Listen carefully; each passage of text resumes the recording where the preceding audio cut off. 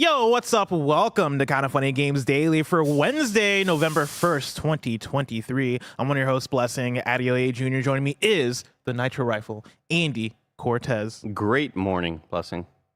Great morning to you too, Andy. Go Why is it a Spurs, great go. morning? Well, Spurs won last night. Woke up, got to demo a game a little while ago with Mike and Greg. Can I say if it's Grand Theft Auto 6? Whoa. I can't, but come on. Whoa. We all know it. I saw it on the calendar, and like it was funny because we talked about it during our weekly meeting of like, oh yeah, and this day, Andy, Greg, and Mike are going to do a game preview. And Greg never said the name of the game, which I thought was interesting. Yeah. Where I'm like, oh, usually we would just say it because none of us are going to like talk about what the game is, but he never said the name of the game. And so it had me thinking of like, yo, what if it is GTA 6? What if it's time? I mean, I looked at that date on the calendar and thought, well, I'm probably still going to be testing positive for COVID, so I won't be able to come in. I had a very, very sort of tense one-on-one with Barrett yesterday. And I was like, Barrett, there was a point where I was like, am I ever going to be okay again? Like, oh yeah, am I just going to be testing positive for the rest of my life? You know? Yeah. No, I mean, scary. He did threaten to sue me on Monday's stream when he still had to stream from Still home. might. Careful. Hey, I'm what just you say. saying. I'm just saying. Let me clean your room. Careful I feel what like you say. we call it even there. You know. Careful what you say. I do have my fear with COVID is more so long COVID because somehow, and I don't want to jinx myself. I still can't taste pizza. Pizza doesn't taste good. Oh really? There's a lot of things that still don't taste good. See, that's the it thing went I'm away scared for of. me eventually because that was the scary thing, Bless, where it's like I went through the flu symptoms for a couple days. Then it turned into more of a head cold when I had COVID like a week and a half ago. And then I was like kind of past everything, but I was still testing positive, so I still had to work from home. And then the day after, I felt like at 100%, that's when my taste and smell went away. And I was like, oh no. And I was like starting feeling like weak and weird. And I was like, oh no, is this the early sign? See, I've still not ever tested positive for COVID. Good. Don't do it. And I'm like, and I'm scared. Again, I'm trying to find wood that I can knock on right now. But my fear is less so COVID itself and just more so long COVID, right? Like, I don't want to lose my sense of taste. I don't want to have like these long lasting effects. I'm already tired all the time. I was already born with a head fog. Yeah. You know what I mean? And I'm not trying to have even more of that just forever because I will not be able to function. And I got a podcast. I can't podcast with ultra head fog forever. Also, yesterday I got tacos from the taco truck across the street, and they were like, "How was it, Andy?" I was like, "That's fine." And then I thought to myself, "Is that actually how it tasted, though?" Was it? Yeah. Was it fine, or did you not taste it? Because right now seasoning? a lot of things taste like egg. Whenever I eat like I do love egg. If I eat like a chicken nugget, it tastes like a boiled egg. Interesting. It sucks. The thing with me when my Call it taste a and mayo smell egg. was altered, the best way I could describe it was like, do you know how like Lincoln Logs smell? Because No. that's what I smelled, and because that's what I smelled, that's what I taste. So Oh, no, I everything do. just like tasted like Lincoln Logs, which They is smell really good. fucking weird.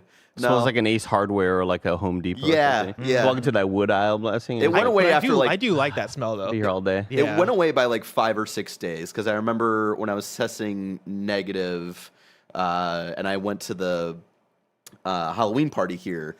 We had pizza that night and everything tasted normal. So you just got to get past it, Andy. It'll be soon. You guys celebrate Halloween? You do anything last night? Do anything fun? I played Baldur's Gate. Fell asleep really early.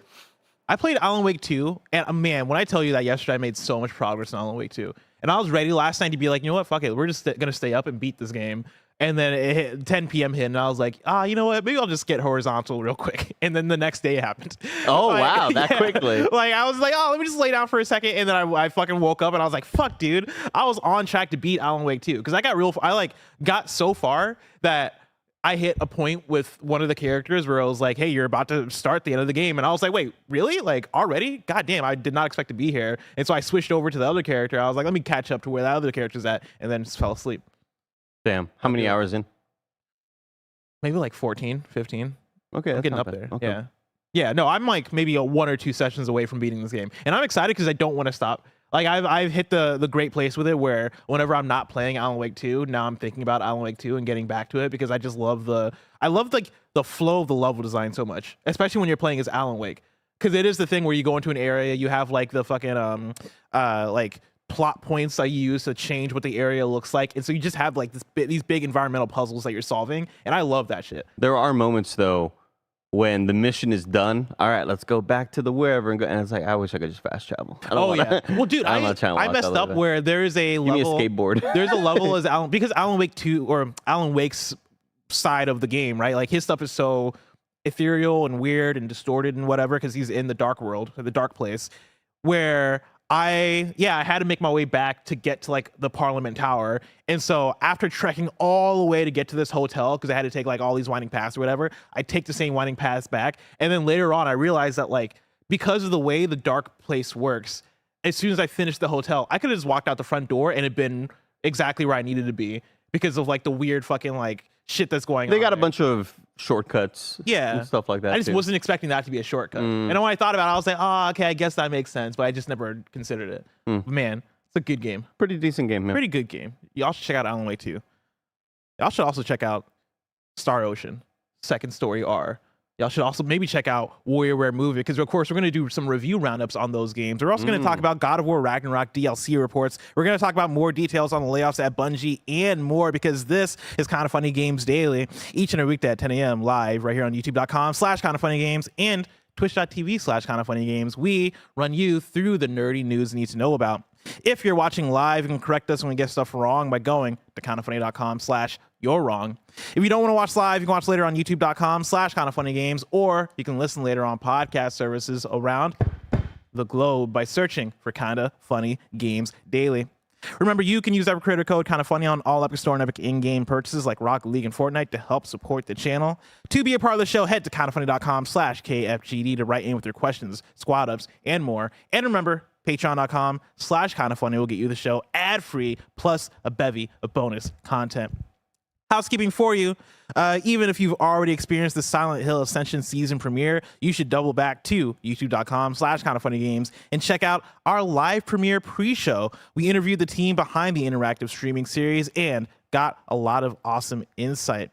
And then also, Mike and Greg had an absolute blast with the developers of the Outlast trials. You can catch the archive of the sponsored stream and interview on youtube.com/kindafunnygames. But there's even more on youtube.com/kindafunnygames, because the new Kinda Funny Gamescast is up right now, where we ask the question, is Alan Wake 2 a Game of the Year contender? Greg also gives his review of Thirsty Suitors. That's happening over there on Gamescast. And that's alongside IGN's very own Kat Bailey, part of the Kinda Funny IGN Friends Until Foes thing leading up to Extra Life this Friday. Yeah, so of course we're doing a bunch of crossover shows, just like the one we're going to record tomorrow, where PS I Love You XOXO and Beyond are crossing over. We're recording live on Patreon, and we're doing a bracket to decide the best PS5 game. The bracket is up right now on Twitter. You can fill it out, share it with us, and tune in live tomorrow and on Friday to win this, what we crown as PS5's best game.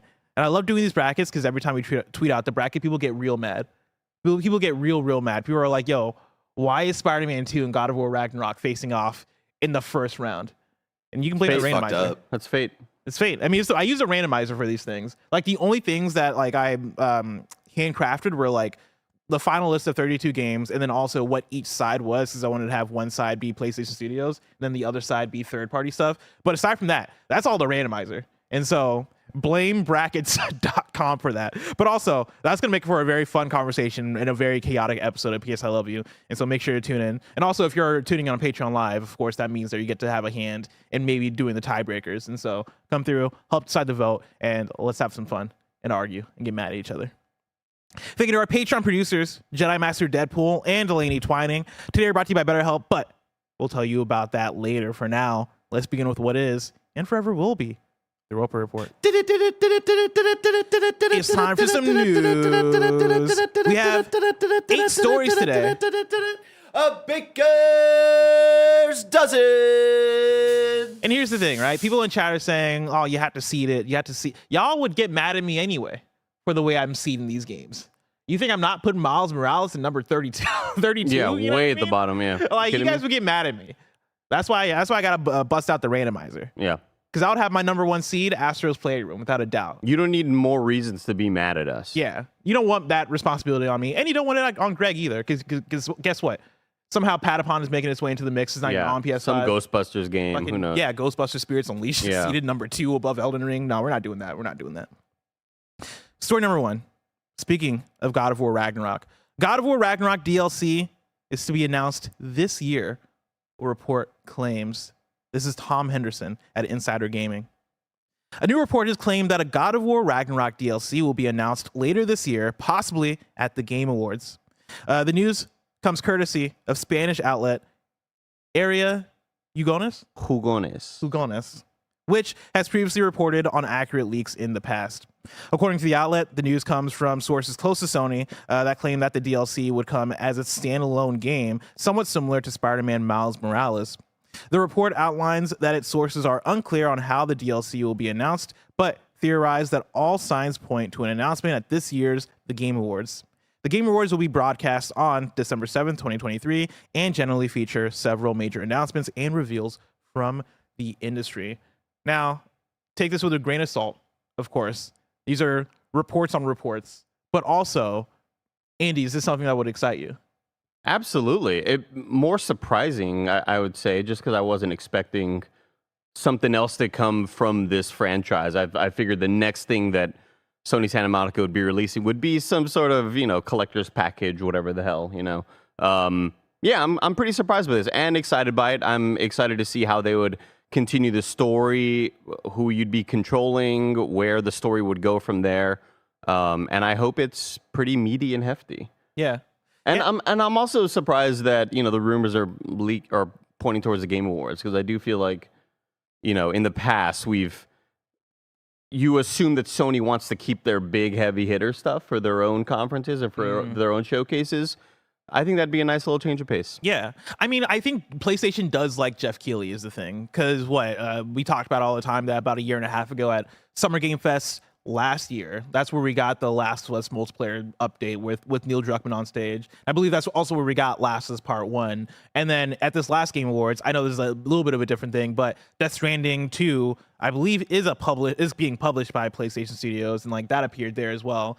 And so PlayStation isn't they're not willing to show up at a Game Awards, right? I think they view that as a big enough place, especially if you don't have a big PlayStation showcase on the horizon, no pun intended. If you don't have one of those to show off, oh, here's a big slate of games, right? Or if you didn't want to include something like God of War Ragnarok DLC at the last PlayStation showcase, because that was more focused on the multiplayer stuff. They haven't really been too timid to not put on a showcase when they don't have a whole lot to show, though. That's true. That is true. Which makes me wonder, exactly how you're gonna do this. Could this be a sign of a PlayStation showcase to come, right? I'd be surprised if we got one in November, December, but they have done state of plays around that. I believe December state of plays is actually a fairly common thing, and so I think that could be a possibility. But also, I don't know if you get a God of War Ragnarok either standalone or even a DLC at that, right? I do think that you have to be at a big event for one of those. It has to be a showcase, or it has to be a Game Awards or Summer Game Fest, one of those things. I'm fascinated about this one because the way the article talks about it, right? They mention it being DLC, but then they say that according to the outlet, this DLC could come as its own standalone game, which I think would even be more exciting if this was God of War : Atreus, or God of War : what I really want, which would be to play as a character introduced in God of War Ragnarok. This isn't spoilers because we're far enough from it, but some of you might consider it spoilers, but they introduce Thrud as a character. I think that'd be such a strong character to base a game around, because that means that you could have that character using Mjolnir, which is a thing that I think a lot of us wanted in God of War Ragnarok. I think that opens up a lot. I think that allows you to, build off of what you've already established with Norse mythology and kind of keep within that same world and not have the expectations blow up. The only thing with it, though, is that I'm curious if we could get a God of War standalone game that doesn't star Kratos. I was having that conversation this weekend with somebody at a Halloween party of is that a thing people are ready for? Is that a thing people will be willing to accept? And is that a thing that will sell? That's a great question, because you just got to assume that any future title is going to have Christopher Judge's deep-ass voice, introducing everything. Is he just a side character? Is he somebody that you kind of run across? Is he more of an NPC that you go level up with? I can't even imagine that world, to be honest with you. Yeah. Also, what are we thinking price point? 50? I'll think 50. I think if it's hefty, I think if it's, let's say, a 10-hour campaign, I'll say 50. 10 hours is pretty damn meaty. I mean, 10 hours is meaty, but you're also compared to the length of Ragnarok, Yeah, Ragnarok was what, 25, 30 hours? Somewhere around that? Another example, right, is Uncharted Lost Legacy, of a similar conversation of does an Uncharted game sell without Nathan Drake, right? But I feel because of how big these two God of War games have become, and because of like the cast of characters outside of just Kratos have been like really sold to us of like us loving these characters, I think it is possible. But I wouldn't be surprised, like even if this expand alone game, as Jeff Grubb put it in the chat, as a cheeky joke. I wouldn't be surprised if at the end of the trailer, if it's focusing on Atreus or Thrud, like we do see like Kratos pop out, and you. That's the thing is, I think you do if this is a standalone Loki or Thrud game or some other character that we're not thinking about, I think no matter what, Kratos is gonna have to be like either a companion or a character you keep coming back to. Like I think it's gonna be really hard to make a game that is called God of War that doesn't have the God of War in it, unless maybe it is like God of Mischief starring Loki, right? Or God of what would Thrud be the god be? I mean, that you just sold me right there. God of Mischief? Yeah. That would be sick. That would be really dope as hell. Let me see the logo treatment for that. You know what I mean? Yeah. And also like, for me, again, this is talking about God of War Ragnarok. It's been long enough now that I think we can talk about like gameplay elements. I really enjoyed playing as Atreus in that game. Me too. Like I thought that was such a fun shift of pace. I like his moveset. I liked his weapon set. I liked his abilities. I think if you focus in on that character, you can expand that out even more, right? Like what if you can turn into other animals? Like what are the cool things you can do with somebody who has the power set of Loki? Because like the Loki TV show is going on right now, right? And one of the things I told Tim is like, what the fuck is his powers? Because he can just do anything, it feels like, right? His powers are magic. And I feel like when you're creating a game out of a character that, I think your power set right there is kind of limitless in terms of what you can do with just the idea of magic and mischief.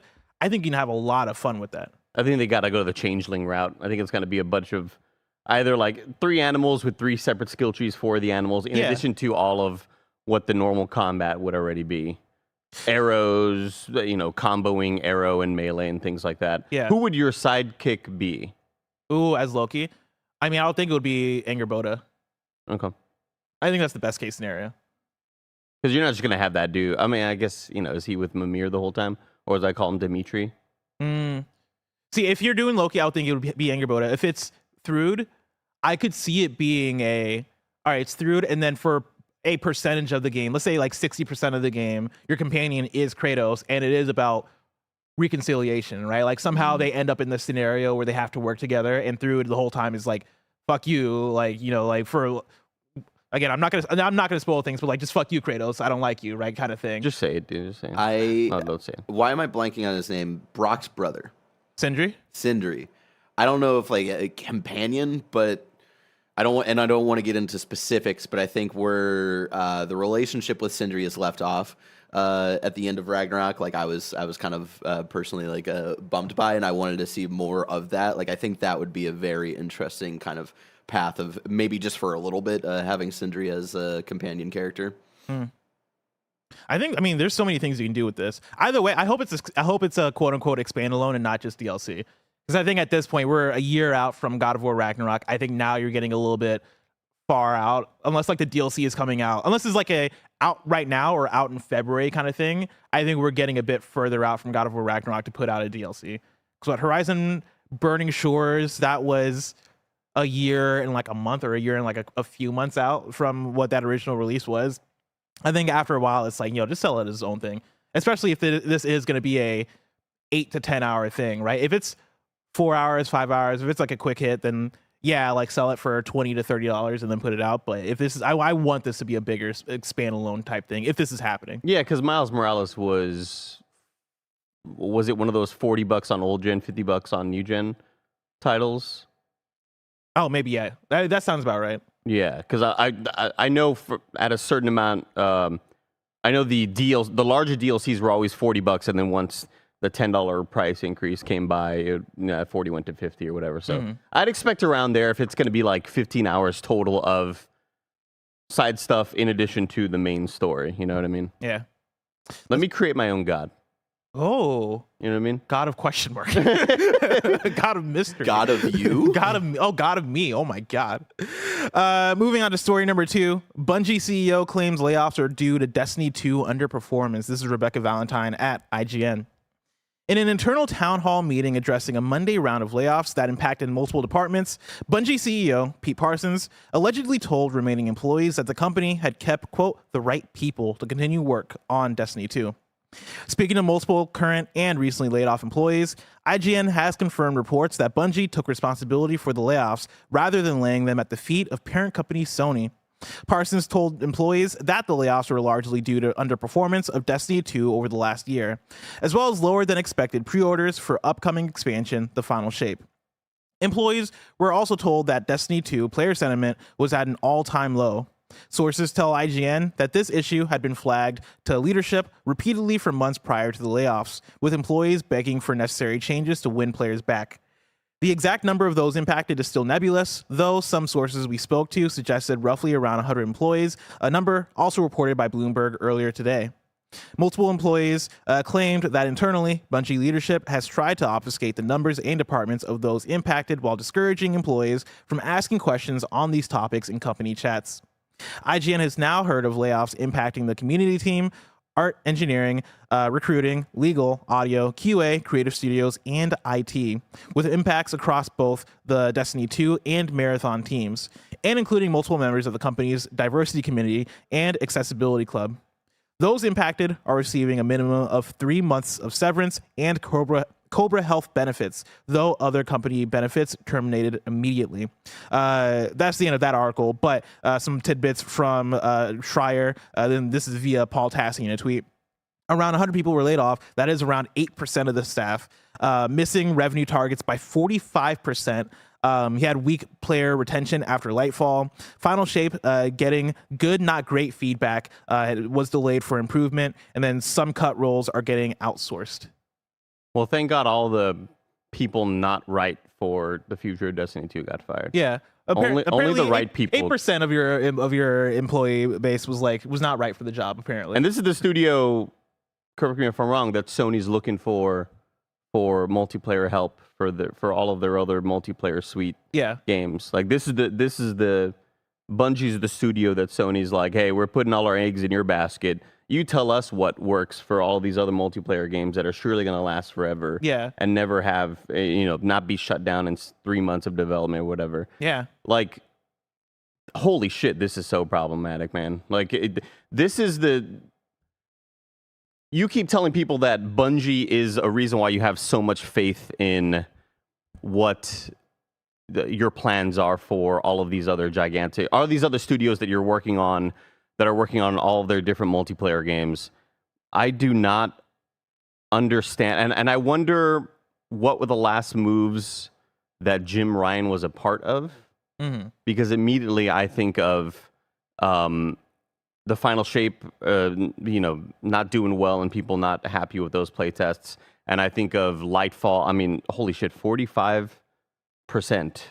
is like a massive drop off for missing a revenue target.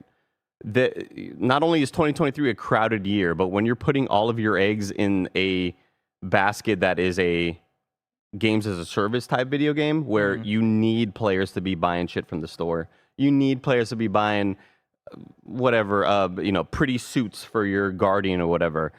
And in a year that's this stacked already, those revenue targets are insane after a DLC that largely kind of underwhelmed.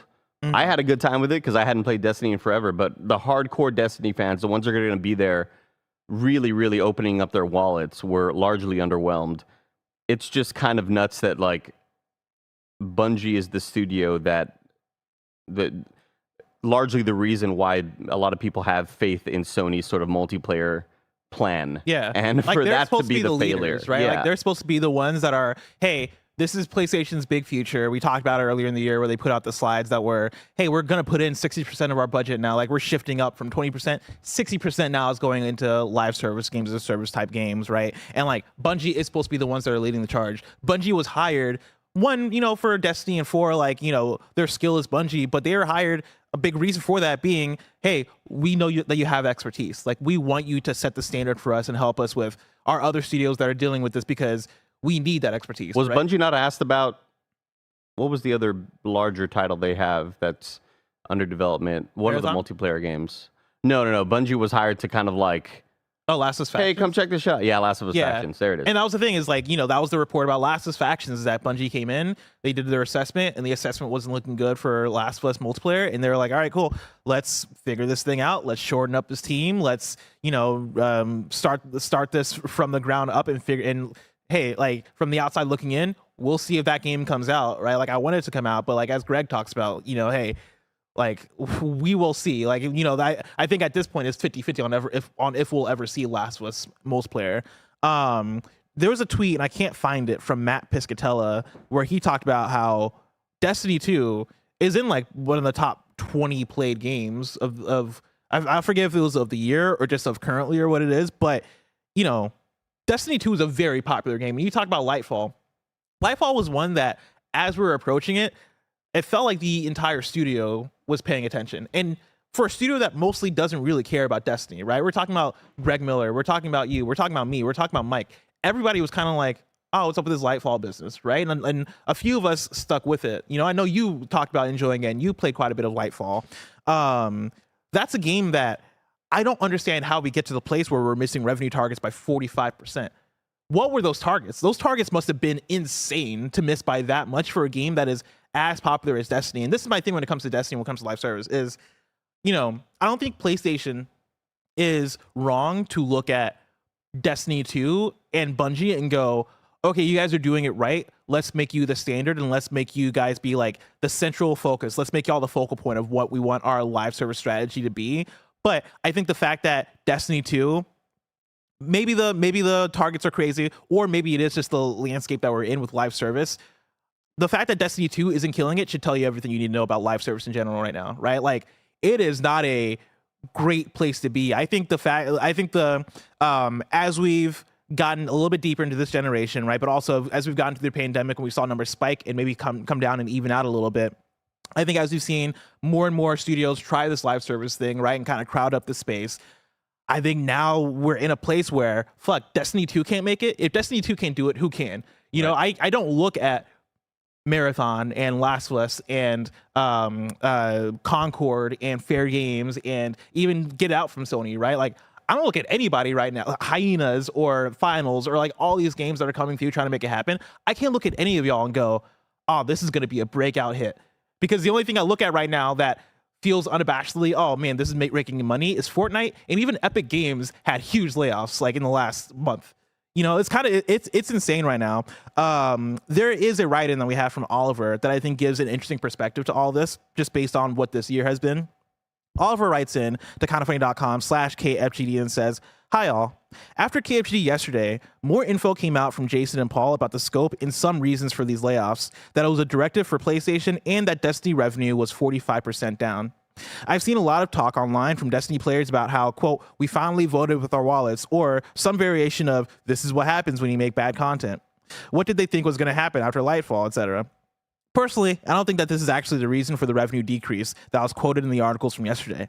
I'm going to be drawing a bit on personal experiences this year for this hypothesis, but I think that the real reason that Destiny revenue is down is actually because of the massive year of releases that we've had. I looked back through the calendar at the game releases this year, and every Destiny launch, expansion, and the seasons this year has been sandwiched between massive game launches. Most notably, Hogwarts Legacy, Tears of the Kingdom, Baldur's Gate 3/Armored Core 6/Starfield, and the last season of the year will release about 2 weeks after Call of Duty. This small list isn't even taking into account the majority of other games that have come out this year, like Diablo 4, Jedi Survivor, Final Fantasy 16, Lies of P, Phantom Liberty, Spider-Man 2, etc. I think that this stacked year of releases, plus the inflationary pressure we've seen around the world, has meant that people are A, being pulled off Destiny to play other games, B, have less money to spend overall, and C, are spending less money on Destiny. Personally, I've probably played the least amount of Destiny 2 this year since I started playing. Not because the content has been bad, far from it, but just because there has been so much amazing content out there that I also want to play. But would love to hear your guys' thoughts on this, and if this is just an inherent downside for games as a service during peak times such as this year. Do you think that this year, if this year hadn't been so stacked in terms of releases, that Destiny revenue may not have fallen off so much? I don't know to what degree. Yeah. I don't know to what degree that we would have seen, maybe revenue targets only missed by 30%, and then only X amount of employees get laid off. I think one thing that I am interested in hearing about, and hopefully we get more and more reporting from these amazing journalists out there regarding, because I saw a lot of like whispers and stuff of people tweeting out that there were a lot of veterans within Bungie going up towards the higher ups and saying, here's how we can fix Destiny, here's how we need to fix Destiny 2. And many of them were met with layoffs. I don't know how valid those claims are, but I saw it enough to where it seemed like where there's smoke, there's fire, and there may have been a lot of employees at Bungie who had a pretty decent plan in place, and like, hey, we can here's what we need to do, here's how we fix it, here's how we gain back the favor of a lot of our hardcore player base, and then layoffs happened, and likely those plans will never ever see the light of day. I will say I am surprised this year more than I feel like any year prior. The Destiny people that I have in my life, I feel like I've not heard them talk about Destiny. Right, like I am surrounded by so many people that love Destiny, whether it be Rihanna, not the singer, my friend, or like Andrea, or like plenty of other people that I'm always seeing them talk about Destiny and like what's going on in the expansion, and like getting crews to get to play, and it's me always having like the FOMO of, oh man, all my homies are playing Destiny and I don't care about Destiny, and so whatever. I feel like this year more than ever, I've just not seen them talk about Destiny. Like last night they were playing Halo. I think it is I think really is the stacked year. Like. There's such a, that's why I fell so hardcore back into Destiny during Lightfall, because that was kind of a dead-ish period. There wasn't a whole lot happening in gaming, and that's why I like just completely fell in, and it took over my whole gaming life for about a month or so.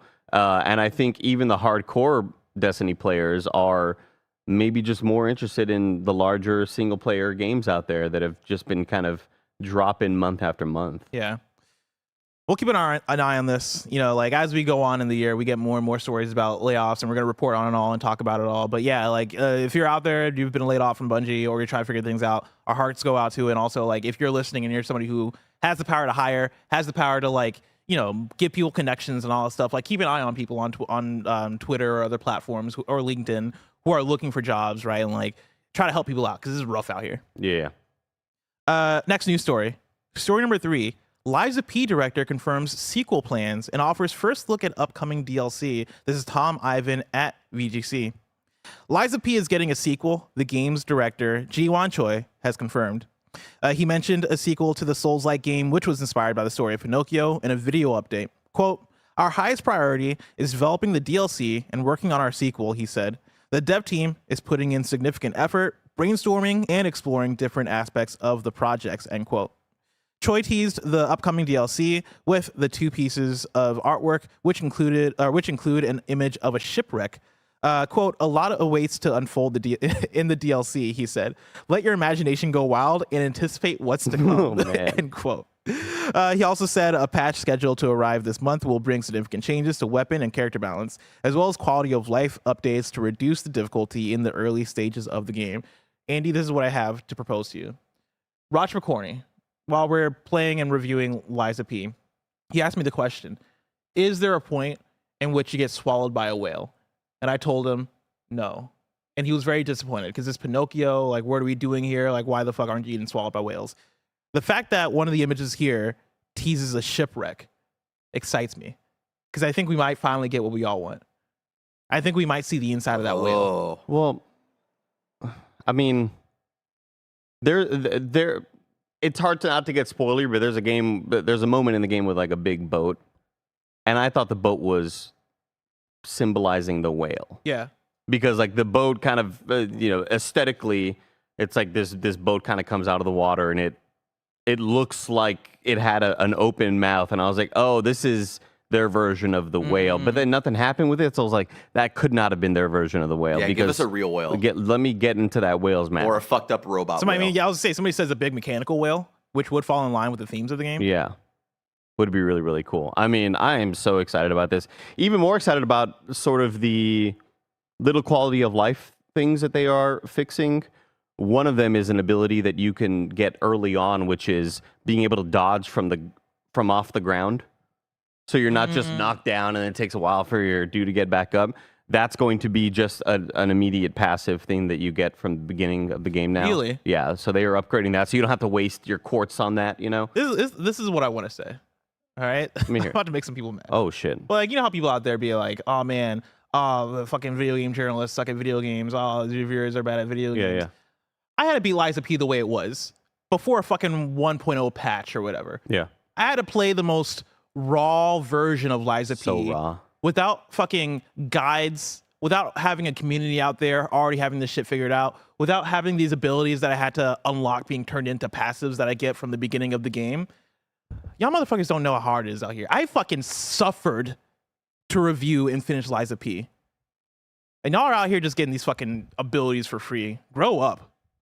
I used to walk up. Grow up. I used to walk up the hill both ways on the way to school, and it was snowing outside. And we liked it. 20 degrees. We had to get water from the well, which I actually did at one point in my life when I lived in Nigeria. I digress.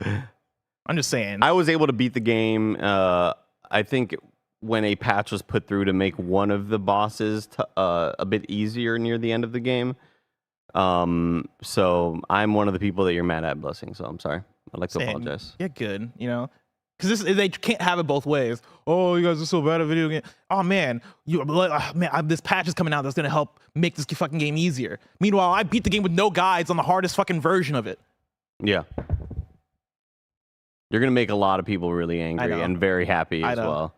There's going to be a lot of people. The Souls purists are going to be preach, bless, preach, man. Hey, man, I know which audience to pander to. Right? The fucking Souls audience, they don't fucking play around. That being said, I gave up on Lords of the Fallen. It's just I'm in a swampy area right now that I got to the end of it and I was like, well, thanks for watching this stream, everybody. I don't know if I'm coming back to this game. Like I'm not having fun right now.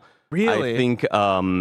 I think the game is like a little too artificially difficult, where they just throw a lot of enemies at you, and some of them are melee based, and some of them launch projectiles at you from across the map. I'm just so frustrated with this fucking game. Damn. Lords of the Fallen, I had so much hype for, and I largely enjoyed a decent amount of it. And then I was like, will I ever go back to it? I think I'm going to. And I tried it, and I gave it the old college try, and I was like, this just is not working for me right now. I think Lies of P is by far the more superior Souls-like. Oh, man, I fucking love Lies of P. Here's what I hope this carries forward the tradition, the From Software tradition. I don't even know if this is a From Software tradition or if I'm making this up. But keeping the best content for the DLC. Because, like, Bloodborne, the DLC for that was fucking amazing. I consider that some of the best content in the game. Yeah, the Old Hunters. Never played it, never will, unless we get that remaster. What's going on, Blue Point? What are you doing? Just play it. Dude, the boss fight with my guy, Orphan of Kaz, I will forever remember that boss fight for how much it kicked my ass. The game's so overrated, like, dude. 10 hours per straight second. What are of getting my ass kicked by the Orphan of Kaz. Some call him Cosm. I was getting destroyed by this guy. But yeah, I hope whatever the shipwrecked thing is, I hope I go into a whale, and I hope it's the best content in the game. Yeah, I am very much looking forward to it. I think Round 8 Studios has really showed that they care about the genre and kind of just showcase their game development skills. Like, hey, this is a big statement. Yeah. We're coming out with this game, and it is better than some of the actual Souls games out there. But I won't say which because I don't want to start fights. I mean, these guys deserve flowers, man. Like, it's a great game. It's going to be in my top 10. It's a contender. Like, this is the type of game where you put out, and now, like, people should be looking forward to whatever they're doing next, which we won't talk about spoilers, but I'm fucking looking forward to what they're doing next, because god dang. Yeah. God dang. If you're looking forward to what we're doing next here at Kinda Funny, we're always putting out exclusive content on patreon.com/kindafunny. Over on patreon.com/kindafunny, you can get shows like the Next Gen Podcast, like Kinda Feudy, and so much more. But you can also get the show ad free. And speaking of ads, let us tell you about our sponsors. This episode is brought to you by BetterHelp. Do you ever feel like your brain is getting in its own way? I can't even count the amount of nights I lose sleep just because I can't stop thinking and my brain just won't stop talking. It turns out one great way to make those racing thoughts go away is to talk through them. Therapy gives you a great place to do that so you can get out of your negative thought cycles and find some mental and emotional peace. And it can give you the tools to find more balance in your life so you can keep supporting others without leaving yourself behind. Some of my best friends use BetterHelp and love how helpful it can be for learning positive coping skills and how to set set boundaries. It empowers you to be the best version of yourself, and it isn't just for those who've experienced major trauma. If you're thinking of starting therapy, give BetterHelp a try. It's entirely online, designed to be convenient, flexible, and suited to your schedule. Just fill out a brief questionnaire to get matched with a licensed therapist and switch therapist anytime for no additional charge.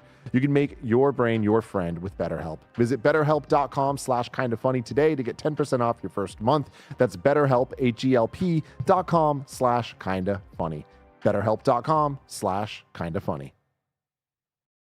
And we're back with a couple of review roundups for you. Let's start off with story number 4. Warioware Move It reviews are live. Right now it's sitting on Metacritic at a 74 and on OpenCritic at an 84. There's no way that's right. Hold on, I'm going to look this up. Is it really that much of a difference? God damn. Warioware Move It. Metacritic. All right. When you ever hear that, like, one day you're 76 now on Metacritic for one WarioWare. day your parents picked you up and then never and put you down and never picked you back up ever again? You ever hear that, those like existential questions? Will there ever be like one day Nintendo made a Warrior game and never made another one? That was like the last one. When are they gonna be done with these? I fucking love these games. I'm gonna play the fuck out of this. So right now on Metacritic, the number's updated. On Metacritic it's 76. On OpenCritic it's at a 79 now. Yeah. Travis Northup at IGN gave it a 7 out of 10 and says, WarioWare Move It is another amusing entry in one of the goofiest series Nintendo has. With wonderfully original multiplayer modes saving the day after the micro game playlist quickly starts to feel tedious. Even with motion controls, occasionally not being able to keep up with your actions, the uber creative ways Move It finds to make you perform unspeakably silly acts is truly something to behold. It may very well become a staple for me and my friends, and if those you hang out with have no problem performing humiliating acts like using your rump to build a snowman, then you'll probably enjoy it too. And then PJ O'Reilly at Nintendo Life gave it an 8 out of 10 and says, WarioWare Move It is another great entry in the long-running franchise that brings back motion-controlled mayhem whilst giving you plenty of ways to enjoy its loony fun with family and friends. There are lots of fun modes to dig into and unlock here. The micro games are as daft and colorful as ever, and as long as you can make peace with things not being quite as fun solo, it's really hard to knock the chaotically silly vibe of this most excellent party game. Here's my thing. If those of you hang out with have no problem performing humiliating acts like using your room to build a snowman, I am that guy. Yeah. You don't mind doing that? I don't mind doing that. Okay. Yeah. Here's my thing, Bless. You're the guy that get invited over. Here's my thing. What's up? Imagine if at the Nintendo Switch launch, we didn't get 1-2 Switch. You moved. We got this instead. We got this instead. Think about the Come on, renaissance. man. Think about the love WarioWare would have gotten in the public eye outside It was of sitting us, right there. I know, man. Here's the thing. Warrior Smooth Moves is so fucking good. When I look at all of this cast of characters that Wario has with him, like, who the fuck are all these strangers? What it reminds me of is like when your friend goes off to college and makes college friends, and you're like, who the fuck are your college friends? Who's this guy with the mustache and the glasses? I feel like these guys are nobody. But here's the thing: is like we met Wario, you know, like as an adult and stuff. So I imagine these are more of his childhood friends, and we're the college friends. You know, like the Mario crew are more of like the college buddies that Wario just kind of ran into, and these are the fucked up freaks that he grew up with. I mean, do you think he'd bring them along for kind of a main quest adventure? They don't want these guys playing tennis. Like they don't want 9-volt in Mario Kart. You had to Google that because you don't know any of these characters' names. I called him 8-volt a second ago, and I was like, his name's not 8-volt. There's 9-volt. There's my girl Mona. There's Jimmy T. Jimmy T. That's the guy with the afro. Oh, the mustache. The mustache and the afro. Gotcha. I've loved these characters since like the DS and GameCube games. Dr. Krygor. I could not tell you a fucking single one of their there's names. There's Ashley. We all know Ashley. Of course. Orbulon. Mike. There's a guy named Mike in here. I love taking down Bowser with my friend Ashley and Orbulon, or what did you say? I think it was Orbulon. Yeah, Orbulon. Yeah. That's Again, these are the stoner friends that I'm telling my son Mario, like, stay away from them. Okay. Yeah. These are all of Snowbike Mike's friends that he talks about from Tahoe. Mm-hmm. It's funny because I talk about how this year for games is crazy. I'm not able to play all the games that I want to. I'm gonna make time to play some WarioWare Move It. I made time for the last WarioWare. Not beat that shit. Hell yeah, you did. I'm playing through this WarioWare moving game because I love smooth. God, that moves. last WarioWare game was Smooth pretty moves solid. is like it's the one that got away from me because it's the Shut the fuck up. Smooth Moves is the game where I remember playing it on the Wii and I played it by myself, and as I was playing it I was like, this is the perfect party game. I should have my friends over to play this game. Never had my friends over to play that game. And I was so ready. Like at any like idea of a meetup, I'll download it, make sure it's updated. Oh, yeah, like you're ready it's to like, go. oh, this is the time we're gonna play WarioWare. You're like me before I Smooth go on a Moves. plane. I just buy a bunch of games Yeah. and sleep the whole I'm time. like, this is the time we're gonna play WarioWare Smooth Moves. It never fucking happened. Y'all want to play some WarioWare Smooth Moves? I'm down, bless. I'm down. Invite me That's over. a good game, dude. I'll build a snowman with my rump. This is one of my favorite WarioWares. Put them in the extra life.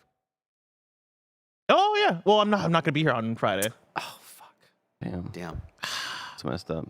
That's Messed up. That was your one chance to play more WarioWare Smooth Dang Moves it. with other people. Dang it. Story number 5, we got another review roundup for you. This time is Star Ocean, the second story R. On Metacritic, it's sitting at an 86. On OpenCritic, it's sitting at an 85. Andrea Sheeran at Destructoid gave it a 9 out of 10 and says, Star Ocean, the second story R, recaptures all the otherworldly wonder of his PlayStation predecessor.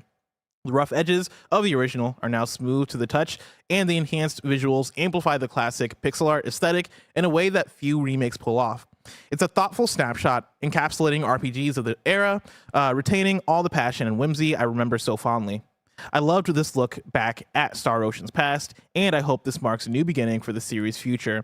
And then George Yang at GameSpot gave it an 8 out of 10 and says, Star Ocean, the second story R, strikes a good balance of retro and modernity with its throwback visuals and new combat mechanics. I played about 30 minutes of this, and I wish I had time to play more because, like, this game looks cool. You're a fan of the OG? No. Okay. No, I never played the OG. In fact, I didn't know anything about the OG. But from like the get-go, even just the intro to this game gave really cool vibes of, oh man, y'all are going off with the presentation here. Because you start off, it's like a space or like space sci-fi JRPG, but like it also leans more fantasy because you're spending more time on the planet than in space, from what I gather. That's pretty. But you start off and like the intro is all just like space shit.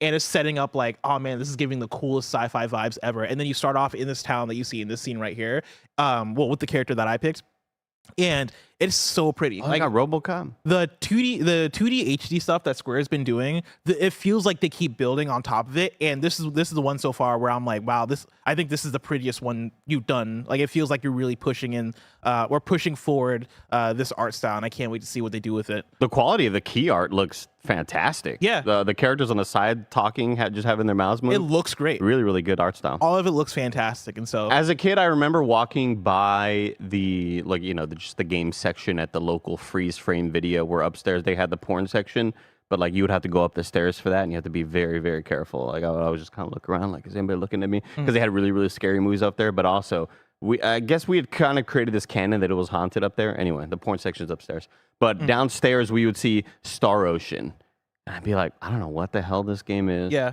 Because the only game I own is Mario, and I get to rent games like once every month, maybe. Mhm. Star Ocean just sounds cool. No idea what it is. No idea what, but is it like a Star Wars game? It just sounds like I'm about to have my mind blown as like an 8-year-old kid. Yeah. Like, I mean, it's like, from what I played, it has a pretty cool like premise and kind of setting to it, because it is. I mean, it's space, right? But it's like, for again what I played, which I don't know shit about Star Ocean, but it seemed like it's gonna be more on planet kind of fantasy vibes, right? But like technically sci-fi, just from you like dealing with alien bullshit. But like humanoids and humans are the main like characters in it. But yeah, I want to play more of it just based on what I played. I'm like, I would be so down to find time to play this because this seems really cool. oh, you know what? I beat Cocoon over the weekend. Oh shit! Great time. Hell yeah! How long did it take you? I think 6.5 hours, Okay. around 6-ish. Okay. I'm not sure how accurate that is, because a lot of it was I would switch to the Steam Deck, and I did have to replay a couple sections because I didn't correctly do a cloud save. I messed up one of the cloud saves, which is my bad. I'm gonna blame COVID for that one, just the COVID fog. Yeah. But what a great freaking time! Like, that is such a smart video game. That game, at every turn, is, you think you're completely stuck, and you're like, oh, stupid game. What's wrong? Did I break the game? Why can't I make progress? You're like, no, you're an idiot, Yeah, Andy. you're You have just to a fool. put the purple one in the white little orb. Oh, you idiot! And it's so smart. There was another game that came out because Cocoon being 6 hours very much intrigues me. I've already started it. I've already put in like almost an hour. You're the puzzle poppy. Yeah, and so I know I would love Cocoon if I had going on with it. There was another game that like people were reviewing the other day that was also like seemingly like 5 hours long. A recent game? Yeah. 5 hours long, recent game. Maybe I think Paris tweeted out about it. Man, So I wish you were talking about Alan Wake. I wish Alan Wake was 5 hours. Paris tweets a lot, you know. Oh, Jusant. Oh, Jusant, that's right. Yeah. Got some really. He said this only take a few hours to complete, but well worth your time. So like, that's another one. Paris does tweet a lot. You know, he tweets so much. Refresh it. He's gonna put up a tweet that's like, "Gaming should be for everybody." Yeah, like, we know Paris. We get it, all right. We get it. God damn, gaming's for everybody. But I love my Xbox. It's like, okay, well. Yeah. You know? Well, here's my PlayStation as well. And this mouse. This mouse. And it's a fucking dusty Nintendo somewhere in there. He's never touched before. Joy-Con broken. God. But yeah, if I have to figure out my gaming schedule now, because like I'm starting to see the light at the end of the tunnel, because Alan Wake 2 I'm going to have done sooner than later. I do want to get through Cocoon and Jusant, because I've started all these games. Like, that's the thing is, I get a code, and immediately I'm like, let me just put in like 20 to 30 minutes just to see what this is, and then I can go back to Alan Wake 2. So Jusant, another one that I put in that 20 to 30 minutes just to see what it was, and I was very intrigued. Looked really cool, very cool art style, very good cool feel. It's a game that I know I would love if I got through it. By the way, wasn't it Paris' birthday yesterday? Or is it coming up? I believe it was yesterday. The other day, and he tweeted out about the gift that was sent to him from Oh, us. damn. My bad, Paris. I had COVID. No, it was from all of us. It was from all of us. I love you, man. Happy birthday. Hope you loved it. Hope you enjoyed the gift. Somebody in chat was like, what about Talos 2 or Talos Principle 2 reviews? I'm only halfway through the Roper report. All right, you have no idea what the next news story is. Yeah, we're in the review roundup stage right now. All right, let me finish it. So I'm done with story number 5. Story number 6: a new Sonic 3D platformer is coming exclusively to Apple Arcade. This is Chris Scullion at VGC. Second, Apple have announced that a brand new Sonic game coming exclusively to Apple Arcade. Whereas previous popular Sonic games on mobile tend to be endless runners, a Sonic Dream Team is a new 3D platformer. Players will be able to take control of Sonic, Tails, Knuckles, Amy, Rouge, or Cream in a new adventure set to release on December 5th. What was the no way? Is that there was a character named Cream? Cream? Like, what are we doing? Oh, Cream is a classic. Are we sure? Yeah, 1000%. No, like, I don't know if... Cream is like Amy Rose's homegirl. She always has like a chow with her. We know Cream. I don't know if we do. Okay. She's a rabbit. Okay. Of course. Join Sonic and friends as they deep dive into a bizarre world of dreams, the game's description reads. I've never seen that rabbit in my life. Unravel an original and captivating storyline while taking command of 6 dynamic playable characters with their unique abilities. Dash, climb, and fly your way to victory against the infamous Eggman. Barrett, can you go back? Actually go back to the part with all the characters so I can show Andy Cream. I saw her little rabbit ass. I've never seen her in my life. Yeah, Cream right is on the far one right. On the far right. She's right there. Yeah, far right. That's Cream. You've seen her before. I've never seen, never. And again, like I have like, oh man, I got to bring him into work. I still have like all of my Sonic fan art from back in the day when I was like 10 years old, just like super into Sonic Adventure and shit. Oh man. Where I drew like, I straight up like have drawings of almost like every character. Cream, never in the roster. You're tripping, man. Cream's always been there. Cream may have been introduced at a later time when I was already like... I think Cream might have been in Sonic Adventure. Oh, there's Cream with a gun standing in the shadow. There it is. I'm going to look up Cream. You don't have to. You can just keep reading. I just want to see where she was introduced. You can just keep reading. Cream the Rabbit is a recurring. You said Sonic Adventure? Sonic Advance 2 is their first appearance. Oh, that's why. Really? That's why. No way. Damn. When did Sonic Advance 2 come out? I'm telling you, man. I'm telling you. 2 years ago. I was always confused because I'd be like, I'm pretty sure that word is rogue. I'm pretty sure it's not rouge because I was young and stupid. And I was like, chows, isn't that chaos? Sonic Advance 2 came out in 2002. So Cream's been around for over 20 years. Look at her. I mean, Barrett, you could show me as many images of Cream as you want. I'm not going to recognize Bring up more images of Cream, Barrett. Also, play back the trailer. Because this is what I want to say. It's a pretty art style. I like it. Why are you making such a fucking cool looking Sonic game and making it an Apple Arcade exclusive? You're just mad that you don't have an iPhone. This is the best a Sonic 3D game has looked in a fucking minute. Let me say that logo is hot. The word dream looks This is so a hot good. logo. Cream team. This game looks awesome. This looks so fun. You can borrow my iPad if you want. Why is it in? My thing is, I don't even want to play it on mobile. You know, make a console Sonic game that looks like this, that has an art style. What if this was the one good one? I think it might be. That's the thing. This looks like a fun game, and it's on Apple Arcade. I have an Android. I'm not buying an iPhone for this. Dude, legit. The most Snowbike Mike thing to happen to me is I think I'm still paying for Apple Arcade. Oh my god, really? Yeah. Should I could probably cancel it right now, but it's. I mean, you might as well just play Sonic. Fuck, what is this called? I was gonna say Sonic Cream Team. Sonic Cream Team. I mean, Andy, you just go to like the settings and you look That's up. a lot though. It's like right up at the top, and you can look at the subscriptions you have, and you can just be like, cancel that. Oof, man. Takes like 10 seconds. It's tough. Okay. Somebody says Bless is such a desperate Sonic fan. That's the only way to be a Sonic fan. There's no such thing as a non-desperate Sonic fan. The only Sonic fan. You think there's a normal Sonic fan here that's complacent and satisfied? No. You can't be a Sonic fan and be satisfied. Honestly, at the if same anything, time. Blessing's the most normal Sonic fan, you know? For real, actually. What the fuck are we doing? Cream Team. All right, well, Sonic Cream Team is coming out November or December 5th if you have an iPhone.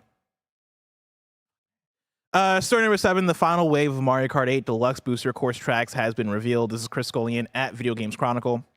The final 8 tracks set to be added to Mario Kart 8 Deluxe have been confirmed. Wave 6 of the game's Booster Course Pass will be released on November 9th, marking the last of 6 waves of DLC that are planned for the game. According to Nintendo, the final 8 tracks are Rainbow Road for the Wii, Madrid Drive from Tour, DK Mountain from GameCube, Daisy Circuit for the Wii, Piranha Plant Cove, unlisted platform, I guess, Bowser Castle 3 from Super Nintendo, Rome Avanti from the Tour, and Rosalina's Ice World from 3DS. Piranha Plant Cove is probably a new track. Oh, is that an original? They usually try to do one original for each pack. I just feel like every final track pack is like. Wait, is that a soccer field? Oh, that's the Madrid one. Oh, that's so fucking cool. Every final track pack feels like the final Miyazaki movie, where it's like you're gonna keep making them. Quit saying that. You're gonna come out with another one in 6 months. This is like an interesting. Oh, I guess the Piranha Plant one is also from Tor. This is an interesting thing though, because they've said 6 packs since they announced this DLC stuff that they've been doing, and there is a chance this might be the end of Mario Kart. What the fuck was that? It's the Flash. Wow. We didn't see it. It was too fast. It was somebody who's very fast in U.S. territory. I hope we had the high speed cameras able to capture. Yeah, that. we have it at 120 hertz or whatever, so we can go. Barrett, I need you to enhance. Yeah. And then we're getting all the new racers and stuff. Wait, who are the new racers? Because I saw Pauline was in there. Is Pauline new? Or has Pauline been there the whole time? Hey, where are them fucking Warioware guys, huh? Listen, Cryoger or whatever the fuck the name is going to make it at some point. So I think the whole thing is, what about Lupus or whatever? the whole thing with the new racers, I think they were characters in Tor that they've been porting over. So you get Diddy Kong's cool though. Yeah, so you get Pauline, Peachette, Kamek, Wiggler. Peachette? What the hell does that mean? It's like Toadette, like Toadette, but Peach.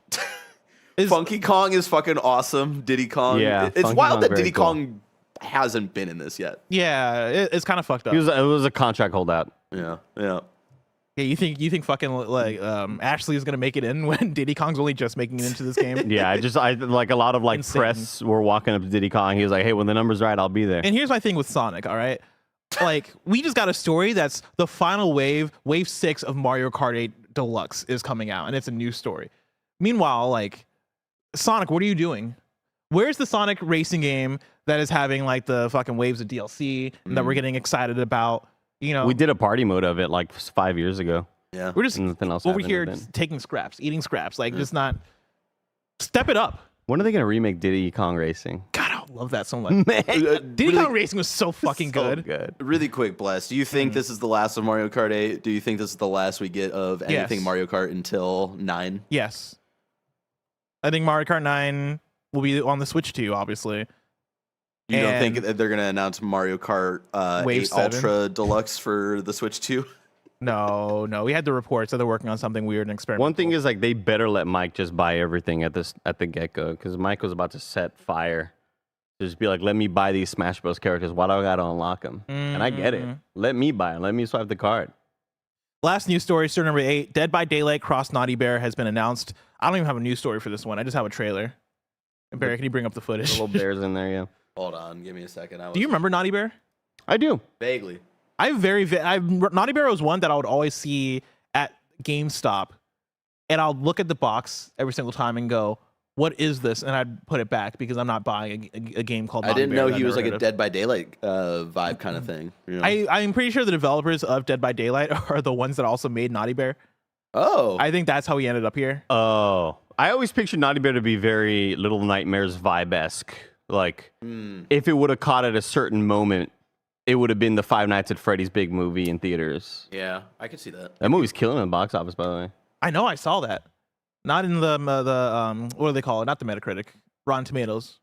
Rotten Tomatoes critics Oh, hey. shat all over the movie. Yeah, but the audience score, Yeah, audience I mean, score on Rotten audience- Tomatoes. It made like 80 million. The audience saw that Matthew Lillard was in it, and they're like, hell yeah, let's go see our boy. But the crazy thing, it's 80 million in box office, and it's also on demand. Insane. Like the fact that Five Nights at Freddy's is out here competing with Mario. Let's go watch Killers of the Flower movie, video game movie box office, and just box office in general. I'm excited to see what Five Nights at Freddy's does in the box office long term. You know, when it's all said and done. But us getting those numbers is just so far away. If I want to know what's coming to Mem Grab shops today, where would I look? The official list of upcoming software across each and every platform, as listed by the Kinda Funny Games Daily Show hosts each and every weekday. Yeah.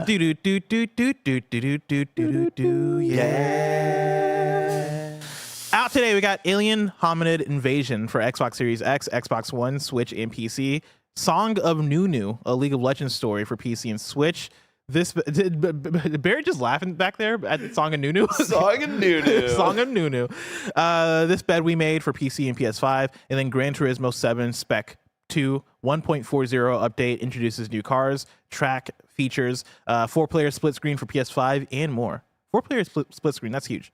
We got new dates for you. Twitch on the Nintendo Switch is getting shut down on January 31st for 2024. And then Grand Blue Fantasy Versus Rising has been delayed to December 14th. Deal of the day, PS Plus games for November have been announced. You're getting Mafia 2 Definitive Edition, Dragon Ball The Breakers, and Aliens Fireteam Elite. We have a quick reader mail. This is from Amiantos. With Like a Dragon Gaiden and Persona 5 Tactica coming out in the next couple of weeks, does Kinda Funny have plans to review these? I'll tell you right now, we'll probably not have a Like a Dragon review because I don't think anybody here cares enough. Maybe you might have an impression from somebody, but I would say there's not going to be like a full review if I had to guess. And I would guess the same for Tactica as well. It's like I'm probably going to play Tactica. I don't know if anybody else is. Yeah. Is that the dancing one? No, Tactica is it's in the name. It's the like the tactics game. Tactically dancing. Yep, exactly. Thank you. A quick squad up for you. This is from David. David writes in to kindafunny.com/KFGD and says, I'm looking for any KF best friends that enjoy PvE co-op games such as Return to Moria, Deep Rock Galactic, World War Z, Remnant, etc. I work and live at night. I work and live at night, so perfect for any best friends that don't live in the USA. If you want to add David on Discord or Steam, you can use the username SideQuestNPC. SideQuestNPC, all one word, exactly how it sounds. That's a great username. I already hit up Lucy James and Elise about doing some Return to Moria. We all dress up like dwarves. We all talk like Gimli. Is that game good? I've heard it's like not terrible. Okay. Like it's like apparently combat is kind of janky-ish, but it still like operates as a fairly competent survival game, building out your little house in the mines and stuff like that. Cute. Now it's time for kindafunny.com/you're wrong, where you write in, let us know what we got wrong as we got it wrong, so we can correct it for those watching later on YouTube and listening later on podcast services around the globe. Let's see. That's not a you're wrong. Skyfall. I don't know what you're trying to do here. Bander SN says Miles Morales was $50 for both PS4 and PS5. How about that? Kebabs confirms Cream the Rabbit debuted in Sonic Advance 2 in 2002, but was teased in the DX version of Sonic Adventure. Banner Sen says Piranha Plant Cove is a tour course. Can't imagine how the forums were when Cream got teased. Dude, I'm sure the forums were going crazy. Going nuts. Like, holy they're teasing Cream? What the Whoa. And then Bander Sen says, Miss News, Bloodborne Kart, the PS1 inspired Bloodborne themed kart racer fan game has an official release date. That's right. And a dope trailer. There you go. Let's get the trailer ready if we can, Barrett, for the post show. The super There's chat another post-show. trailer that I might want to get ready, especially because you and Mike are going to be hanging out. You know. Whoa. Cool. Yeah. Whoa. Somebody in chat's going crazy. There's no way that's true, is it? We'll see. Tease. What was I gonna say? I was gonna say something, but I lost it. Cool, I'll remember later. All right, that's it for kindafunny.com/you're wrong. Tomorrow's hosts for KHD are gonna be me and the one and only Greg Miller. Of course, this has been Kinda Funny Games Daily, each and every weekday live right here on youtube.com/kindafunnygames and twitch.tv/kindafunnygames. We run you through the nerdy news you need to know about. Until next time, Game Daily. I had something good I was going to say. I forgot Somebody in what it chat was like, what happened to Talos Principle? That was a good call. The Talos Principle thing was a bit. It was me trying to be funny. Hey, it worked for me. I laughed a lot. Oh, this is what I was going to say. Are we snitching with Bloodborne Kart? Because like they can't do that, right? Do I have to put allegedly after I say Bloodborne Kart? I mean, it's not us making it. Because I don't want to like be the guy that's like, oh, this game got taken down. Nah, and they heard about it. Look, Funny Games. The way I see it, if it's not Nintendo, yeah, are they, are they actually going to care? Yeah. I feel like there's a lot of fan games. Hello, Michael. Does From Stuff really care? This is an outfit. KFW returns today. Whoa. You know that. You're Whoa. back. The High Flyer. The High Flyer. Am I really back? Am I in this week? We're back. We're back. I can't tell you who, but we'll find out Oh. in 30 minutes. Exciting. Welcome into your Kinda Funny Games Daily wait, Post Show. Bear, what you got? So I've got 2 trailers for y'all to show if that's how we want to wait to get super chats in and all that stuff while we watch these 2 trailers. Turn on the trailer. They're on the Absolutely. trailers. While you're bringing up the first one, I'll just thank the first person, Michael. From Alexander Fraser says, shout out to YouTuber Physics Girl currently suffering through long COVID. Stay safe and take care of yourselves. Thank you, Alexander. Oh, actually, this first trailer, I'm not going to actually have you guys like watch fully through. But I just wanted to let you know the day before got a gameplay overview and release. They got their date name trailer. back, is what they announced 45 minutes ago. They were able to keep the name the day before. They have returned to Early Steam. access. Early access December 7th, so it has been delayed by another month. I believe the early access cost is $40 to jump in, so here you go. God, remember when they dropped that like racing car trailer at the top? And it was like, what game is this? One thing I wanted to ask real quick. Totally lost it. How about that? Yeah. Okay, so I think we're past it then. Somebody in chat said Elden Ring DLC announced. It got me really excited. At the same time, Barrow was like, oh, I got another trailer to show. Somebody go back, find that chat, and time that person out for like a week. Yeah. Because you got me excited. Give them like a full week. You got me really excited. That's why I don't read stuff like that. I don't want to give them the excitement that they got me excited, you know? That's why I held it back, because I Yeah. was like, because I thought that's what Barrett was referring to, but I was like, You know that little boners popping through them pants. You know? Yeah. It's just like, sit the fuck down. Raymond K writes in and says, as far as being minorities, what game, if at all, has adequately represented your culture? If not, any suggestions? Also, Andy and Bless, you are the best. Let's see. Cool Greg said Mark Echoes getting up. I love that. He gets the Just like just white culture. Representing my culture, I don't think I've played a game that's represented like Nigerian culture. I'm sure there are games out there. I just can't really think of anything right now. Yeah. Like, I think if anything, I really appreciated this. I appreciate when there are actors in games that are speaking Spanish that sound like they have spoken Spanish before, like where the accent sounds very natural. Mhm. Otherwise, I always feel like I can tell, like, oh, that person maybe hasn't ever really spoken Spanish before.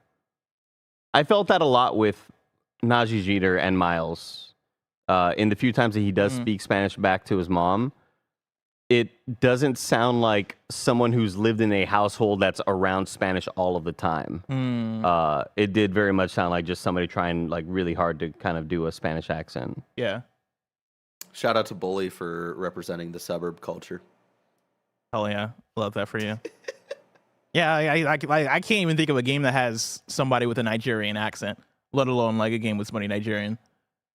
I mean, if I was to talk about like Black culture, right? Like, I mean, it's a weird answer, but for me, it's one that just hit in terms of how I connect with it. I guess like a lot of PS2 generation esports big games with like hip hop soundtracks and shit that I like. But then also GTA San Andreas was one that I immediately connected to as like I go into the car, put on Radio Los Santos, and I'm like, yo, this is fucking hip hop right here, right? Like this is fucking cool. Like obviously it's a game about gang violence and all this shit, right? And like there's like a lot of over the top stereotypical shit going down in GTA San Andreas, but a lot of it I think hits for a lot of Black folks, at least growing up, because it is, I've not seen anything like this before in video games.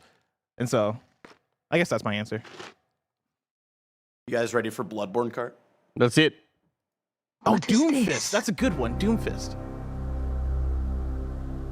I can't remember.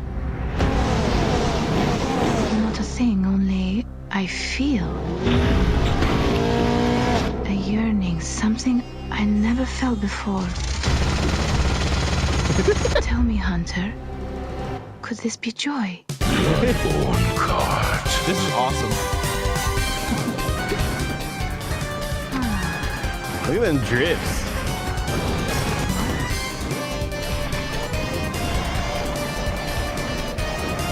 Father Gascoigne. They had to put the Akira slider. The wheelchair is killing me. I will be merciful. And this all came from the meme, right? Where people acted like it was a leak, like a real E3 leak. Yeah. Trick shot. Holy shit. Double kill. Triple kill. Slaughter spree. So is it actually racing or is it just like a battle mode? It almost feels like more Twisted Metal. Yeah. Because I was gonna say, like the art style, funny enough, doesn't look like any kart racer that I know. Like I didn't play much Crash Team Racing, so maybe that's the closest thing. But PS1 didn't have kart racers like that, Right. Right, and so like the aesthetic almost strikes me as more Twisted Metal than like a Mario Kart or something. What was Crash Team Racing? I think that was PS1, but I can't remember how that looked. Yeah. El Capitan writes in and says, Andy and Bless, did either of you get to play through the House of Hope in BG3? Moment and song of the year in the GOTY, when the boss breaks out into the Disney villain-esque song while you're fighting him. No, but thanks for the spoiler, El Capitan. Yeah, I Appreciate appreciate that. Thanks for reading it, Mike. Yeah. CJ That's an extra $10 we need from you. writes Thank in you. and says, dream announcement for the Game Awards. Oh, what are dream announcements for the Game Awards? God of War DLC. Expand alone. Really? Okay. I mean, I feel like it's kind of a given that Shadow of the Earth Tree will be there. So I would want to see that. Sick. I would want to see maybe a tease at what From Software's working on next. Just a little image. In the same way that we got an Elden Ring trailer, you know, what was it, a decade ago or whatever? Yeah. Like that first time we ever got Remember that. that Sekiro like debut teaser where like they didn't even say the name of the game and everybody was like, "Is this on Amusha? Like, what is this?" Yeah. That was a pretty cool teaser. I think something like that from Software would be pretty sick. We got Armored Core last year too, if you remember. Yeah. God, what a good game. That's someone in the chat said Silk Song Shadow Drop. Maybe like a Hades 2 release date for the open or for the early access. Andy and Bless, will you two be checking out the finals? Beat Rick wants to know. Probably not. Too many other games to play, and I never really enjoyed it the first couple of times I hopped in. I have friends that are playing, but like they keep going back and forth between that and Halo, and I think right now they're locked. I'd rather go Halo play Infinite. Halo. Yeah, so I dusted off my Xbox because it's been sitting in the living room since I stopped playing Starfield on it and then started playing on PC. So I like brought my Xbox into my room, booted it up, and was gonna play Halo Infinite last night with them. And I had like, apparently I've just not booted up Halo Infinite in years. Massive update. So it was like 82 gigabytes I needed to download. Oh, yeah. And I'm like, all right, cool. I'm going back to Alan Wake 2. Of course, he's Jose Cortez with the $5 super chat. Andy, have you watched Blue Beetle? I don't remember any of the Latin members of Kinda Funny saying anything about it. Great family dynamic representation. They did a review of it, and no, I have not seen it. It came out when I was back home on vacation, so I was not part of that review. And I will eventually see it one day to eventually like do my DC rankings, but no, I have not seen it. Ray Paxino with the first time ever with a super chat on the YouTube side of things. Are you planning to stream Quantum Break sometime? I feel like it doesn't get enough love. Very underrated. Awesome story. Cool Alan Wake references too. I didn't really vibe a whole lot with Quantum Break back in the day. Had that shit. Didn't really care about it. I mean, as I play through more of these Remedy games, I could see myself being like, yo, let me just play through all of them. Alan Wake 1, I don't know if I'll ever get back to unless they remake it. Because I just get like the old games old kind of vibe from it. But Quantum Break, I could see myself being into because that is, gameplay wise, Mike, like Quantum Break is more of a third person like cover shooter with like superpowers. Yeah, you like freeze time and stuff. Yeah, so like that sounds fun from a gameplay sense, and I like the universe. So I can see myself going back to it. I don't know if it's going to be a kind of funny stream though. You use time freezing for puzzles and things like that too. Like if there's like an object moving in the world, you're like, and you can go jump on it or whatever. I mean, I think Sam Lake also verified that Quantum Break is not in the RCU, the Remedy connected universe. Yeah. While we're here, this is a totally different thing, but I want to give a shout out to the one and only Danny O'Dwyer. Because he just announced his new show. He calls it a monthly opinion show, right? Called By Design, and it's another one that's like inspired by The Point back in the day. I don't know if y'all remember The Point from GameSpot when Daniel Dwyer used to work at GameSpot, but basically The Point is what inspired me to do the Blessing Show. Like it's the same kind of opinionated piece, video 10 to 20 minutes long, tackling like these wide range of topics and like kind of giving an interesting perspective on it. The Point was like an obsession of mine. Like I watched all of those videos probably multiple times, and like anytime I used to make video essays back in the day, even before I worked at Kinda Funny, I would like look at The Point as guidance. And so yeah, like I'm very excited for this new video series that Danny's doing. The first episode is going to be 25 minutes analyzing the success of Baldur's Gate 3, and he's saying it's dropping tomorrow. And so yeah, shout out to the boy Danny O'Dwyer. Very excited for I want to go golf with Danny O'Dwyer, Mike. Mark your calendars. Does he be golfing? He'd be golfing. Oh, Chris snap. 6 writes in with the $10 super chat and says, with the Ragnarok DLC announcement imminent, Do you want to give that another shot? do you believe Sony Santa Monica Studio will continue the God of War story, or will we finally see a new IP? Well, Char 6, not Chris 6. Hey, Chris. Good to see you. Hope Christopher, you're doing what's well. going on? Chris, I miss you. Let's see. Do you think? I think that it will be a two-team sort of situation where maybe they have like a team working on God of War stuff and continuing with this whatever DLC is, but I think they would have another team like isn't Barlog's team working on Barlog is working on something. Yeah. That I believe is a new IP. I forget if that's announced or not. No, definitely not announced, but on the way, hopefully. Yeah. Okay.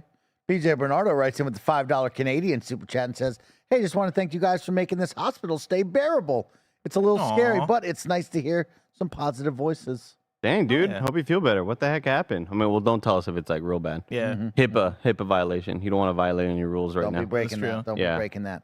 Of course, he's Jose Cortez. Says, who? I thought it was Nick, Greg, and Tim. Mike Jones. Is that what Mike they're getting Jones, at? right. Beat Rick writes in with the $2 super chat on the YouTube side of things and says, hey, Mike, how you doing / feeling today? I'm doing great. Feeling very good. Thank you for asking, Rick. I hope you're having a fantastic Wednesday. Let's jump on over to the Twitch side of things and say hello to some best friends who have resubscribed with Prime Gaming or at the tier 1 through 3 level, like Baby Dawn, Baby Don X with the Prime Gaming sub for 25 months. It's per chance with the tier 1 sub for 52 months. Says y'all looking handsome on a Wednesday. And then my good friend Zero VGM says it's Cream the Rabbit, a character named name or command. Jesus. Oh, Wow. God damn. God damn. Oh, that's a lot. Mr. Hawks. I need you to writes time yourself out for that one. Yo, That is. riding with in. more. with a tier 1 sub for 28 months. Says Bless Barrett. Are either of you going to get the limited run series release of PG or P4G and P3P? Limited run, is that like a physical version? I imagine so. I remember looking at cases the other day. Hold on, let me look up limited run. I'll bring it up. Yeah, look it up because I want to know. I want to see this stuff. Also, there's Kevin behind Barrett, just fucking creepy. A ghost. Murph Daddy has also resubscribed to the tier 1 level for 35 months. And Badgerosity, my dude, with the tier 1 sub Barry's for looking good. 37 months. Happy holidays, happy Halloween to my friend out there. I'm going to selfishly show you Persona 3 first, just because this is what I'm into right now. Like, oh my God, like look at that box set right there. Man, that's too big to have in my house. This is, with the fucking evoker too. God damn. Also, Andy, remind me that I want to hit you up about maybe designing a Persona 3 tattoo for me. Oh, cool. Is Evoker, is that what they call the gun? Yes, because that's what That's they too use big to. to have in my house. The box, you know? Yeah, It's a like, where am lot. I going to put it? Like, It's my a lot. closet is already like fucking like overflowing. You You're got not like supposed shelves? to keep I the have box. shelves, but the shelves are also full. No, I think he's talking about like the collector box. Yeah. No, you Like take the- everything out of the box and you throw the box away. No, but Well, that it's box like a that it case. comes with is not the thing that you're Nah, you don't supposed want to throw the case. away. That'd Yeah. be cheap. That'd be cheap. But then also, even everything in the box, like it's hard for me to even think how to make space. Because like right now, the shelves I have, 2 of them, I got board games. The one under, books, and then also like a Annapurna collector's thing with like a bunch of different Put the cases. board games in storage. Right. No, because the board game is the Come most on. important thing to me. I love those board games. Under that, I got this portable record player. It's that really you cool. never use. I need to figure out how to use it. I'll come over. I'll help you set it up. You probably need speakers for it. But yeah, they call the guns evokers, Bless, because that's what they use to evoke their personas. Are you ready to see the Persona 4 Yes. box? Are you sure? Yes. Okay. So this is the box Oh. itself, and then this is all the shit it comes with. It seems like a lot. Is there a way to full screen? Hold on. Yeah, the image seems smaller. This is like a goddamn loot crate. I'm all about this, dude. Maybe I do have space on my shelf. Maybe I don't need the board games. I don't know why this image is so small, but yeah, dude, look at that. You get the official soundtrack. I like that you get the glasses from the main character. God, in 8 months you're gonna be figuring out what should I throw away. Yeah, I don't have. I can't get this, but this is cool. I love this. I think we get one for the studio. You take the stuff you want, leave the rest of it on Nick's desk. You'll love that. Just then, don't mention anything. Nobody knows anything about it. Just to Like, see oh, what yeah, he I don't know says where and that does. came Yeah, Yeah. Oh, is that Persona? I love Persona. Are you gonna keep that? I'd be so angry. Blue-haired protagonist writes in with the $5 super chat for the first time ever. Let's celebrate Hey. their birthday. Happy birthday. Birthday tax from Monday, but also just got my first PS5. What PSN should I get to play the best/most games? What like tier level? Like you're talking about? I'd say, I mean, the best is / most extra. You know, especially if you're new to the PS5, I think extra is going to be the most bang for your buck. I could see you canceling it a few months down the road and going and bumping down to essential. I think essential, no pun intended, is like the most like you would need to have that, especially if you're playing games online. I think having that plus the PS Plus games makes essential worth it, and the cloud saves. But yeah, like I think extra starting cloud off. saves are tied to. Yes. Oh fuck. Yeah, I know it's dumb. I was about to, because I've got a calendar reminder for this Friday to bump down from extra, because I'm not trying to pay a fucking extra $60 a year. Yeah, And I was thinking maybe I just stop paying for PlayStation Plus, but I need that. the cloud saves are important, Cloud saves, especially man. if you're somebody who's like traveling or like if you're using multiple. Going back and To be forth from fair, home to the we office. are a unique use case because we do go back and forth from home and Yeah. play games here I and was then just play hoping games to at be home. able to drop it entirely. But also, you know, if you, in case your PS5 drops off the shelf and like breaks or some shit, or you have a fire, those cloud games are gonna come in handy. That's Or crazy. cloud You saves. don't gotta pay anything extra for Steam Cloud saves. That's No, crazy. you do not. God, I love I'll that. never forget when the Steam Deck first came out, and Greg was like, Steam Cloud Save is pretty cool. I was like, Pretty cool. Jesus. Oh my god. I mean, they've been out for. But yeah, extra to start off. After a while, you can probably bump it down to essential after you get your experience with it. But I think extra is gonna give you like a lot of games, a lot of wiggle room to see what you want to play. Matt Mamba writes in with the tier 1 sub for 19 months, says, hey, fellas, just moved to SoCal and I have access to a lot of great Mexican food. Which one should I try first? No beans, please. Oh, well, come on. Wait, like which restaurant or which Mexican food?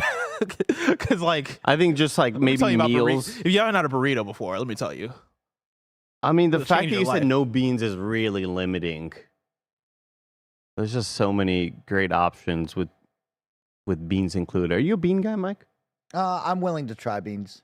You know what I mean? Like, I'm not a beans guy, but like when it comes to this, you got to be open is what I would tell them. Right. You should be going up to any shop and say, hey, what's your favorite? And just try it.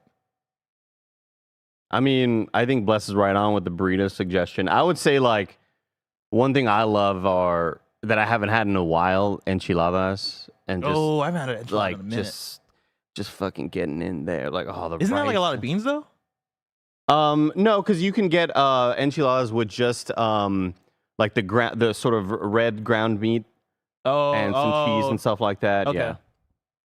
But of course, on the side, I would want rice and beans and just kind of go at Yeah. that. You know. God. Tacos, right? Like you don't need beans for tacos. Right, street Tacos are great. tacos. Yeah, Yeah. you can do like some street tacos. That's great. Get some al pastor. Look for a really good al pastor spot. Like you got to walk up to the place and you got to see that fucking red hunk of meat hanging that's like spinning on the little thing, and then the people are shaving off the meat off it. Oh my gosh, the best, dude. Oh, yeah. It's the best. Matt Steele writes in with the $5 super chat, says, heading to the Links, boys. Who's the best Ooh. golfer at KF? Or Kinda Funny. Also, this is Lonesome Ocean. Lonesome What up, Ocean. big dog? Lonesome Ocean played soccer with us. Fucking great at soccer. Brought some energy, thankfully, to our team. I'd say it's a tie between me and Mike. I think on any given Sunday, it could be either of us. Yeah, I'm excited. Depending to on see how the Gary. wind blows. Nick was good. We got to give credit to Nick. I'm so bad. He's not the best, though, is right. I've only gotten No, golfing once, and I it's was you. terrible. You played great. We got to play again ASAP. We Let's go. got to go right now. A brown spot writes in with a $5 super chat and says, dope idea. Gears 5 playthrough with Andy and Mike. Nick as the robot buddy, question mark.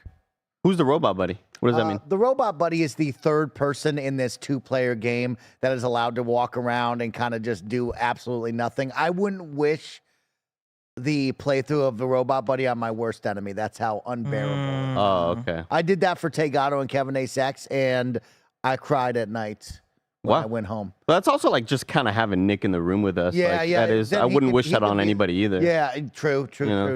Yeah, they never should have done that. They should have recalibrated and really realigned themselves because the robot buddy was a dumb addition. Just either make it a 2-player game or add another third cog. Why do we got to be a robot that does nothing? Like, It doesn't shoot. It zaps people, and it unlocks doors. hey, a brown spot. I'm gonna give you a figurative $5 back, $5 back. right, through the waves of the Oh, that's through the so kind of airwaves. you. Keyword figurative. Yeah, figurative. Allegedly. Because I'll tell you what I want to get back to with Mike is Remnant 2. Because I had such a great time with Remnant 2, and then we just were hit by a barrage, an onslaught, a storm of gaming, and it just got forgotten about because I think it was Baldur's Gate 3 that actually came out. Yeah. That I was like, oh man, I really want to go back to Remnant, but Baldur's Gate is out. And we had a great time with that. Again, just to remind everybody, me, Nick, and Mike were fighting a very, very tough boss that had like this difficulty scaled for 3 people, and then we by a lot we died many times, and we were eventually like, let's just not res Nick and see what happens. We won immediately. Yeah. We played better without him. It was very impressive. It was very surprising. That has been your Kinda Funny Games Daily Post Show. Thank you so much for joining us, asking your questions, getting involved in the conversation. We are far from done with the content today. We're moving on over to KFW, the return of the Kinda Funny Wrestling World Order will be here. We got some special guests in the building. Then after that, I'm going to finish Kingdom Hearts. And then we have the Wow. ultimate Kinda Funny crossover alongside Podcast Unlocked and the XCast crew later this afternoon. Don't miss out on a fun one. We'll see you back here tomorrow. Goodbye, everyone.